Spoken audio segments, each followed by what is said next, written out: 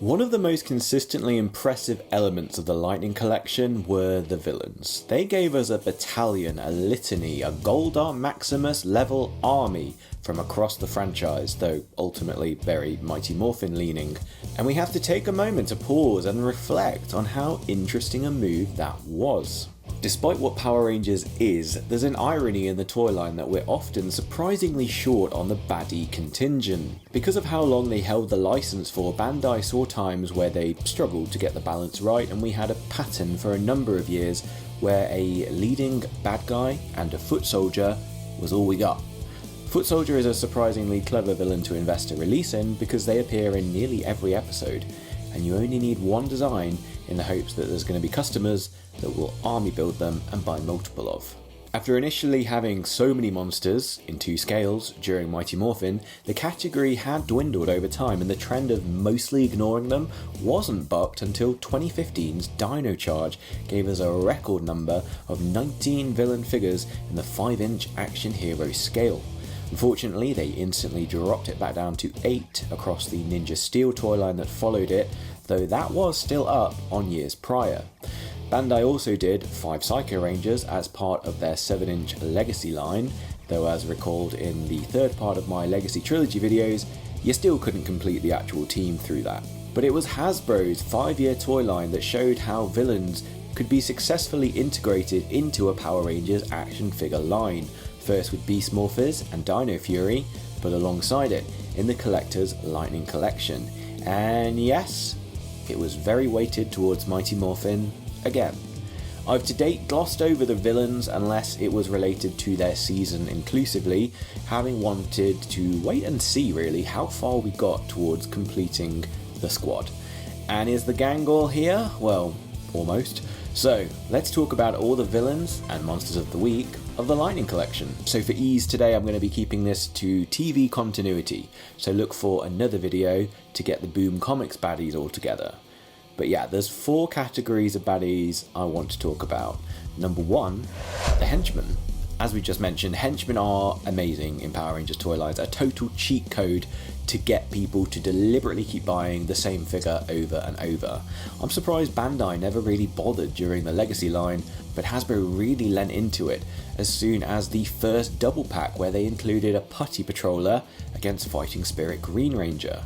But you didn't have to buy multiple Green Rangers to get a Putty army, as luckily they soon followed it up with the Putty patroller double pack. And 3 packs gave you enough Putties to have 1 each against each Mighty Morphin Ranger.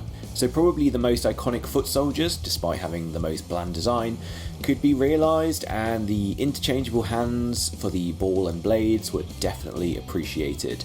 The chest pattern striations were different for all 3 versions of the figure, that initial double pack version, as well as the actual Putty double pack that followed. Putties then became the America exclusive Z Putties, that fans named, for their next release, and while I kind of prefer how Super 7 did this, allowing for 1 release to turn into either of their forms, I do like how Hasbro at least ensured a change from the boots to the sports sneakers, darkened the head and hands colour, and actually put it in a regular wave. It came in Wave 7, wouldn't you know it, alongside another Mighty Morphin Green Ranger. Then Season 3's Tenga Warriors, or movie Tengu Warriors, first came in Wave 9, the only Mighty Morphin release of that wave. Again, it's a foot soldier without a Super Sentai equivalent, so it's exclusive to us, and guys, they should have just called it quits here, because this remains one of the greatest Lightning Collection figures of all time. I talked about how good this was in my Season 3 figures review, and I'm sticking to it now. What an incredible release. It's hefty, you get interchangeable wings and fists, a decent effect piece, an opening beak, and even an egg. Hasbro must have known they were onto a winner with this, and re-released it in a 2-colour metallic sheen double pack. I didn't go for that one, because I struggled to see what screen appearance it was based off, but it's there if you want some variation in your Tenga collections. Season 4's cogs were an interesting one because these were shown in different styles on the series. We initially got a double pack set of them, one with the red costume and one with the more familiar silver one. Neither was really as shiny as what we expected, But you did get a good array of accessories, again the staff in both its short and long modes, and interchangeable heads with the blasters and visible cogs shown. You'll remember the shortfall of Rocky's tonfas necessitated a fix sometime later, and it would come in an individual cog release. Luckily they made some changes again, making it more of a translucent effect for the suit pattern, so I've actually got 2 each of the 3 variants of the cogs.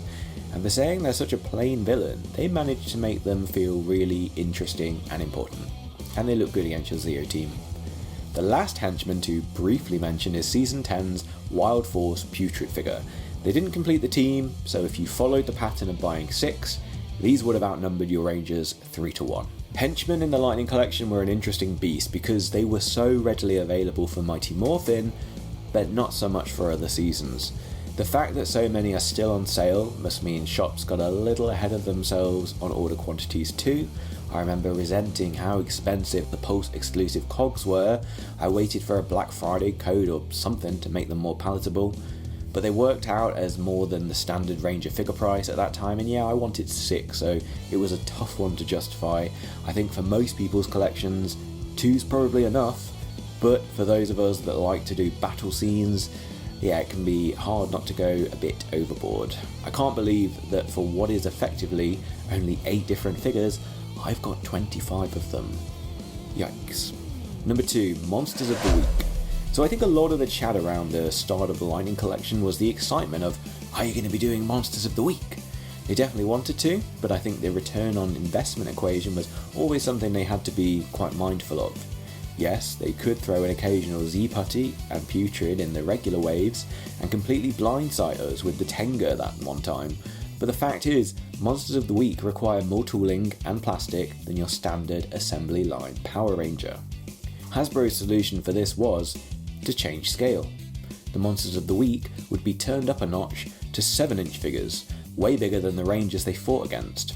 Their justification for this was that they should look imposing and tower over the Rangers, but I expect it was so they could sell them at a much higher price than the regular 6-inch figures, and also to try and convince retailers that these were a different line, had to be carried as well as the 6-inch releases, not instead of them. And so it was that we started getting these giant oversized interpretations of monsters that really divided opinion. Some liked them, comparing them more to the scale of the monsters in the comics. Others, like myself, resented them, making them non-screen accurate. The most obvious given example was the King Sphinx figure, which we know from the show should scale with Goldar. Goldar scales with Lord Zedd, which they'd done back in Wave 1. So, vis-a-vis, Hasbro's Monster of the Week figures were too tall. In fact, they're the same scale as Bandai's old Legacy figures. Interesting choice there, Hasbro. I guess you could also pair them against Hasbro's short-lived 7-inch Megazord action figures. Just an idea. With that being said, these Monster of the Weeks started releasing about a year and a half into the Lightning Collection's 4.5-year run, and they did stay with it until the end. And let's make no bones about it, this was all about Mighty Morphin. Mostly the day players of Season 1 with the occasional Season 2 appearance Monster 2. Some of them actually had counterparts from the original Bandai Evil Space Alien line back in the 90s, and it's clear that these were a grand improvement on what came before, not least in sculpt, but accessories as well. They do make for some great fun battle scenes, and I have to commend Hasbro for creating such rich recreations of these guys. Yes, there were some mishaps along the way. Pudgy Pig lunchbox that isn't a lunchbox release that was sold for twice the price springs to mind, but because of them, we did get Eye Guy, Pudgy Pig, Pumpkin Rapper, King Sphinx, Minotaur, Parantus Head, and Snizzard. That's enough for one each for the Mighty Morphin colours to contend with. There were many fun and unique accessories tailored to the release, and some of the monsters had action features to make them more playable or displayable, depending on what you do. And while there's always more paint that could be added, I will blackwash my Pumpkin Rapper one day, the bits they have gone with are all good choices. But man, they are just too big. Playmates, take note. Yes? No. Number 3, Big Time Baddies. Always more important to me than the monsters of the week were the generals and the leaders of their respective season. Just from the first 5 waves, they'd done Lord Zedd, Blaze, and there'd be a retailer one-off release of Goldar. So Hasbro's commitment to breathing life into the evil side of Power Rangers was definitely there from the outset. As with the entire villains line, Mighty Morphin is the most prominently featured here, but that's not to say other seasons weren't given attention. We've already mentioned these in other Lightning Collection season reviews. One interesting aspect of the villains line was that, like some of the Rangers, one release sometimes wasn't deemed enough. There were multiple releases given of 4 of our big time baddies: Goldar, Lord Zedd, Rita Repulsa, and Astronomer. Technically a clip to 2, but I don't have that red one. So what's the deal? Why did this happen? Well, Goldar is actually the least changed. If you got the retailer one-off release, I'd say you've already got the better one anyway.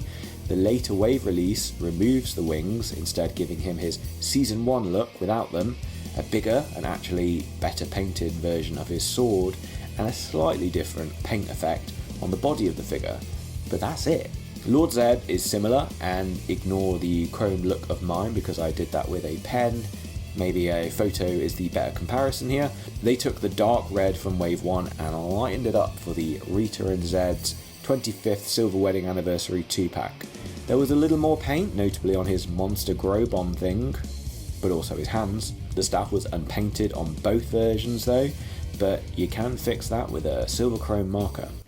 Rita Repulsa came first in that same 2-pack as the later version of Zedd. For the time, she was a vast improvement on the old 4-inch Bandai samurai figure, but they'd made some frustrating choices, like putting the pattern on her dress in silver to go with the silver wedding theme anniversary of the set. It just reeked of, yeah, there's a future gold version coming one day, even at the time.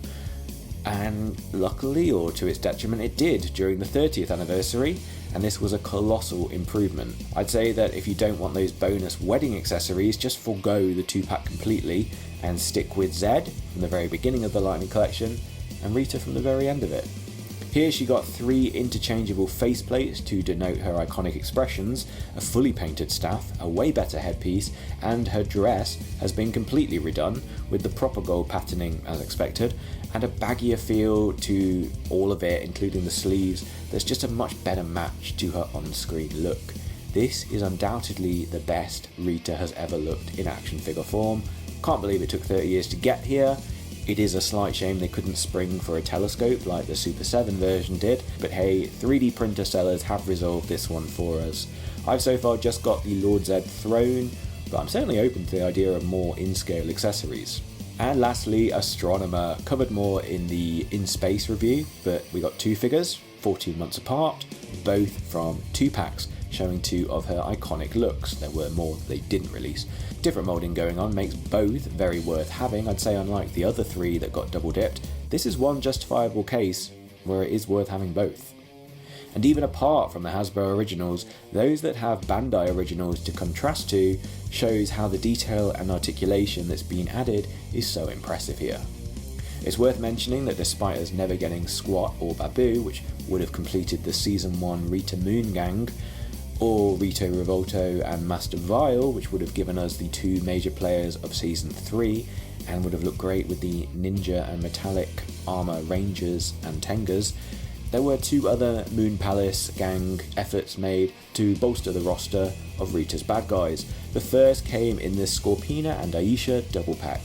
A bit of a Lightning Collection rarity, I think only the Cat double pack had 2 female figures in. Oh, and speaking of, don't forget that Cat is one of the baddies too. Scorpina comes with her boomerang blade thing and was a nice character to finally get a figure of, but we have to give it up to Finster for being one of the best sculpts from the whole line.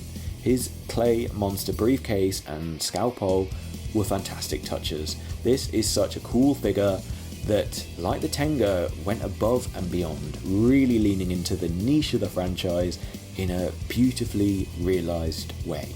The other big time baddies to mention are Eclipta, where the only issue I have to this day are the unpainted bonus hands, Mesogog, we've talked about in the Dino Thunder review, but great claws and opening mouth feature, and Blaze, the only villain to have a different head in the traditional sense, and that's because he's actually from another category. I'm going to metaphorically pick up Blaze and take him off into our 4th and final category, number 4, Evil Rangers.